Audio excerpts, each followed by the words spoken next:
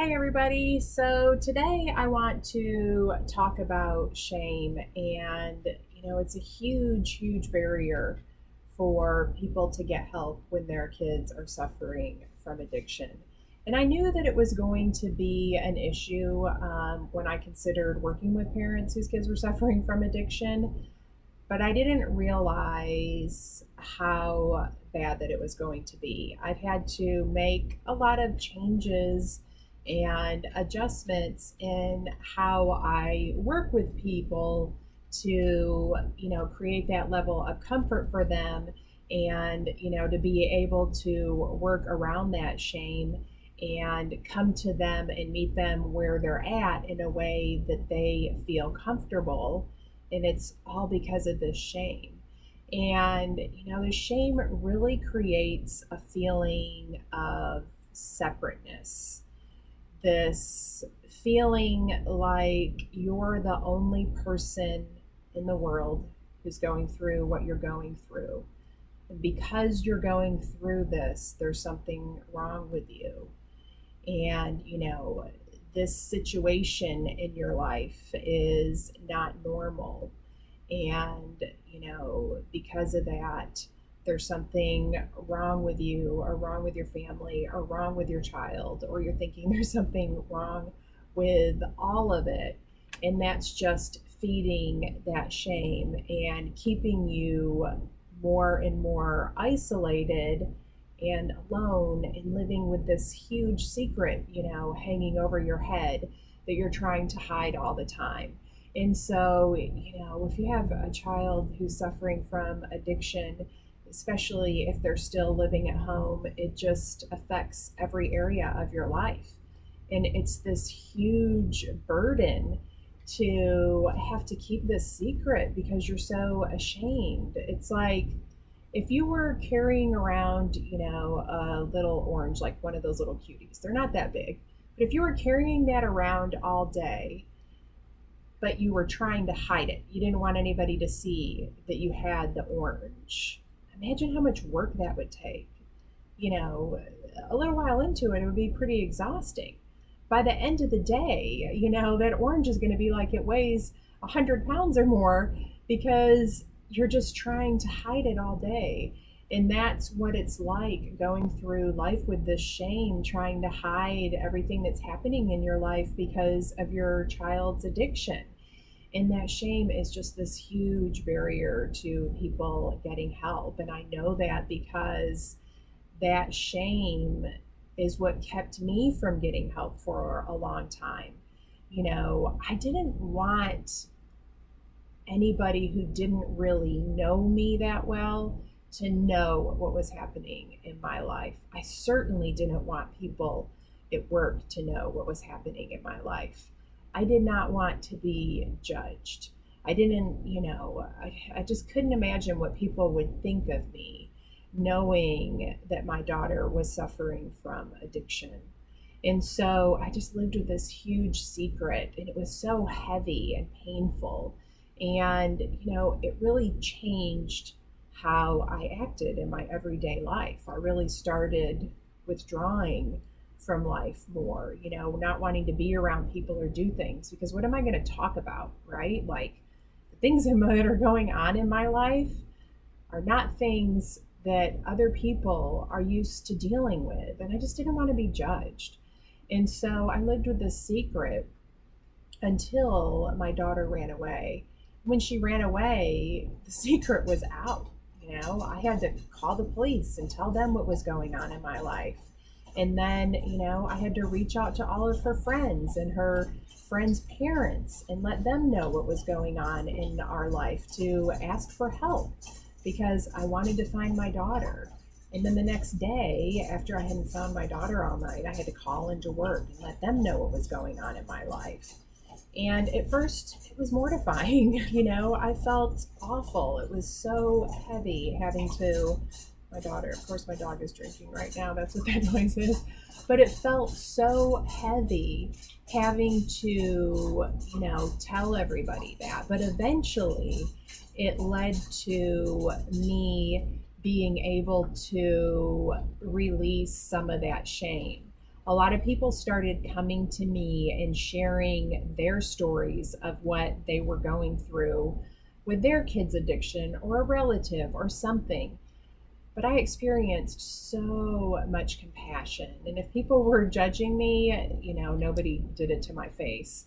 And it really was so freeing to me to let go of that shame. And so that's why I wanted to talk about shame today, because I want to help anybody that I can experience that same freedom, getting rid of that barrier to getting help for yourself and your family and your child who is suffering from addiction. And, you know, if you don't get help, this cycle of shame just gets worse. The longer it goes on, the more shame that we create with even how we're thinking about the situation and judging ourselves for how negatively we're feeling every day, and judging ourselves because we don't know what to do to fix the situation, and we just feel completely overwhelmed by it. And overwhelm is a feeling that leads to inaction. And so now it's just another burden on top of all of these feelings that you're already experiencing. And the thing is, all of these feelings that we label as negative, they have a very specific signal for us. They're trying to tell us something, this need that we need to meet for ourselves. But if we don't understand that, then that feeling is just a burden that we're stuck with and we don't know how to get rid of it. Each feeling has a specific meaning, it's a signal.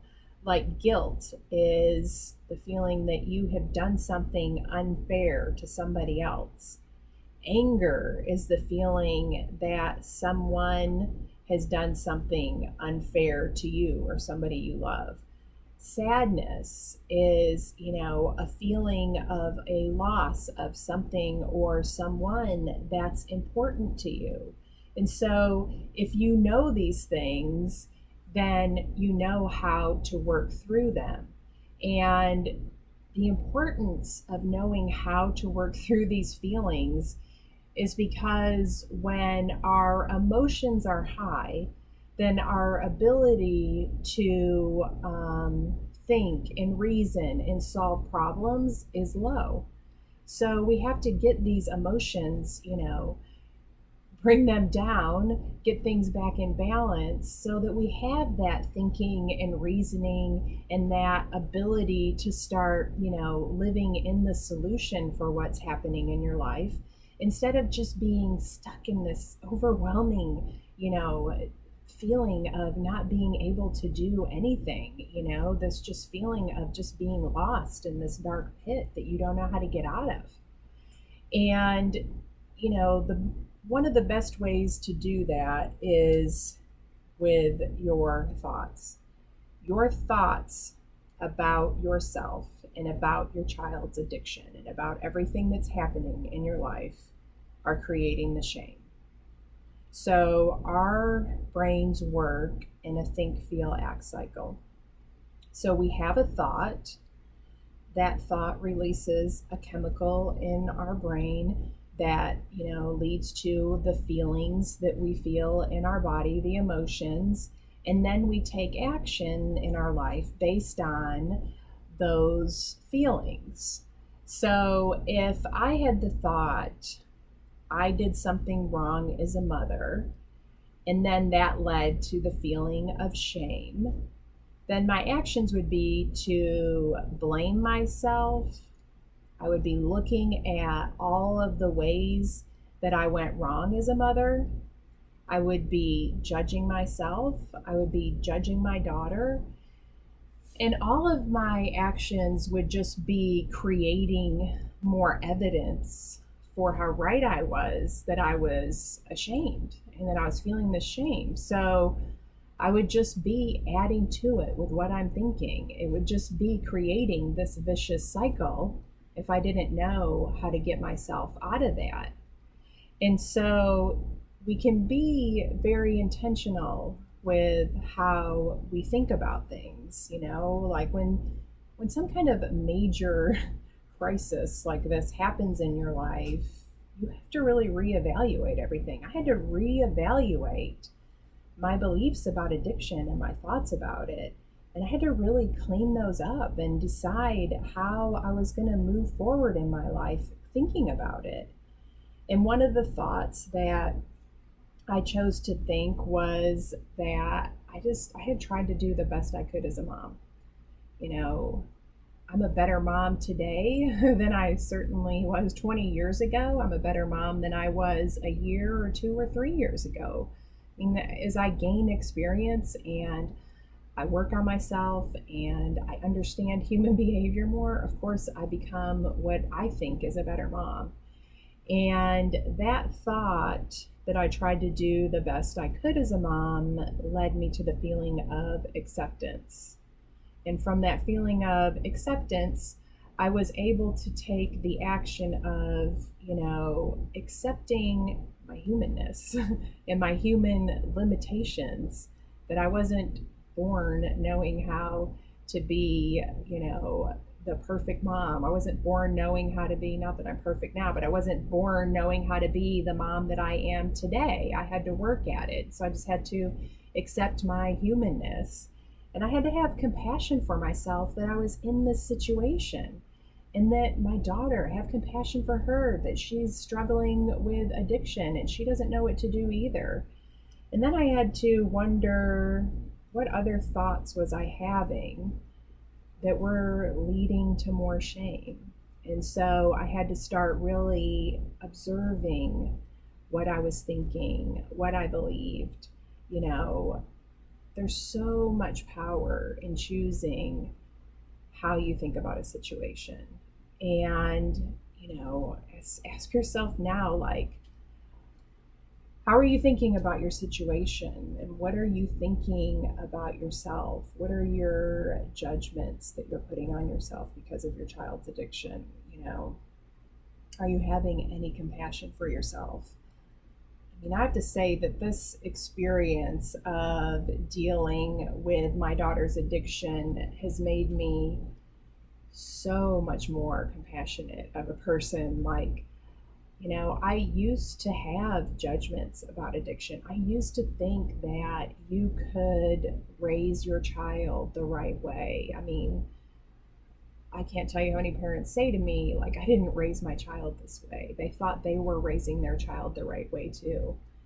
And so when I would hear a story about some kid who was struggling with addiction, I would wonder where their parents had gone wrong. So then, of course, I would think that I had gone wrong when my daughter was struggling with addiction. And so, then I also had to see how that shame was playing a part in, how my relationship with my daughter was struggling. I can't feel shame about how I am as a mother and be able to be close with her. I mean, it just doesn't work that way. It's the opposite of connection. And once I was able to clean my thoughts up about that and over time release that shame and have different thoughts about it, then I was able to create that connection with her. I was able to come to her feeling much better about how I was showing up as a mom and not looking for her approval all of the time because I was feeling like a failure and I needed her to show me that I wasn't. And that's the separateness that shame brings in every area of your life. It just becomes between us and everything that we want and the way our life used to be. And, I just want everybody to know that it doesn't have to be that way.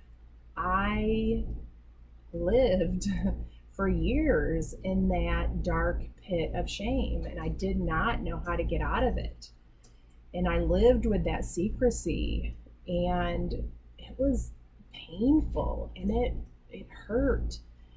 And I thought I was never going to be able to get out of it, and so I just want you to know that you're not alone if you're struggling with this shame, that there are not only me, who struggled with it, but every other mother whose kid is struggling with addiction is dealing with the same shame that you are. But the only reason that you don't know is because you're hiding it and they're hiding it. And so nobody's talking about it.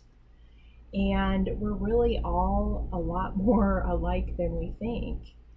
And, there's just so much power in being curious about what you're going through and being curious about what other people are going through and having compassion, letting that judgment go. And as far as judgment goes, I'd like to say that, we go out of our way to avoid judgment. We're afraid of it.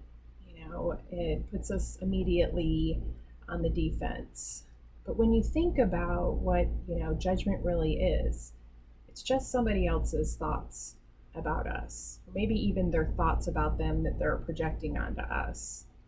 And judgment in and of itself doesn't actually hurt us. It doesn't actually hurt us until we have thoughts about it. And then we decide if we want to join them and judge ourselves the same way that they were judging us. We have a choice in whether we're going to accept that judgment or not. We have a choice in, even just deciding to think, maybe that person just doesn't understand. That's what I try to think a lot. Like maybe, when I was judgmental about addiction, I just didn't understand. And that's, a lot of what leads to judgment. And so we don't have to live in this fear of something that can't hurt us. We're the ones who hurt ourselves with the way we think about things. And we really do have a choice to be intentional with how we think about things. So I recommend sitting down and writing out your thoughts about what you're going through right now. Be honest with yourself, stop and think about it and have compassion for yourself. Question those thoughts. Is that really what you want to think? Is it really true? Do you want to believe that? Because a lot of the stuff I was believing, I had to make a choice to believe something else. I had to decide, was it serving me or not? And most of the thoughts that I was thinking were not serving me. They were just hurting me more. They were causing me more shame and more pain and more separateness. And I did not need more separateness. I needed connection. And I wasn't able to get that connection until I was able to get help. I was able to get into a coaching program and really figure out what I needed to help myself. And so I just want to offer you that if you are struggling with shame, that it doesn't have to be that way. And there is another way to look at it. And you don't have to live with this huge secret hanging over your head every day and worried about who's going to find out or what they're going to think about you. You don't have to live with that anymore. You can stop and choose, how you want to think about it, how you want to feel about it, what actions you want to take. And, I can help you with that. I've been in that pit of deep, dark shame, and I've gotten myself out of it. I've gotten other people out of it. And so if you need help, I can certainly help you out of it too. I can help you, recreate that relationship, a stronger one even with your child that's suffering from addiction. And I can help you find peace of mind again, whether your child is sober or not. And, I can help you show up as a parent and feel confident about the way you're showing up and feel, know that you're doing the best that you can to help your child and that you are healing and your healing is going to help them. So if you're struggling with shame, don't spend another minute alone in that separateness. Reach out for help. You can always reach out to me through Messenger or email or my website. You do not have to go through this alone. And there are, tons of other mothers and fathers who are going through the same thing that you are. And so don't sit in this shame. Don't sit in this separateness. Reach out, connect, get some help. I'm always here. People reach out to me all the time. And, if you want help, I'm definitely here for you.